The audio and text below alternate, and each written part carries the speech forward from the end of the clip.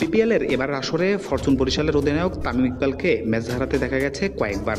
চিটাগাং কিংসের বিপক্ষে এক ম্যাচে সতীর্থ ডেভিড মালানের সঙ্গে ভুল বোঝাবুঝির জেরে রাউন্ড হওয়ার পর তার রাগান্বিত অভিব্যক্তি দেখে শুরু হয়েছে আলোচনা, হয়েছেন সমালোচিত। তবে কি তামিম একটু বেশি রাগ দেখাচ্ছেন নাকি অন্য কিছু?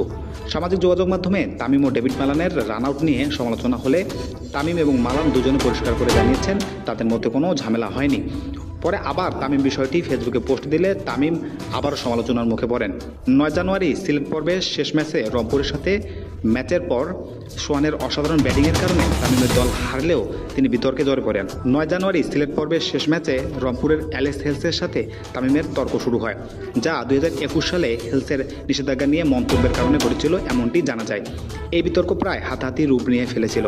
16 জানুয়ারি চট্টগ্রামে ঢাকার বিপক্ষে ম্যাচের মধ্যে সাব্বির রহমানের সাথে তামিমের কথা কাটাকাটি হয়। সাব্বির তেরেফুরে এগিয়ে আসেন, তবে আম্পায়ার এবং তিসারা প্যারেরা হস্তক্ষেপে বিষয়টি সামাল দেওয়া সম্ভব হয়। ম্যাচ শেষে পুরস্কার নিতে দেরি হওয়ায় তামিম বিসিবি সভাপতি ফারুক আহমেদের প্রতি রেগে গিয়ে পুরস্কারও নেননি। পরে অবশ্য নাজমুল শান্ত পুরস্কার গ্রহণ করেন। তামিমের রাগ বর্তমানে কিছুটা বেশি মনে হচ্ছে, যা তার ফ্যানদের মধ্যে আলোচনার সৃষ্টি করেছে।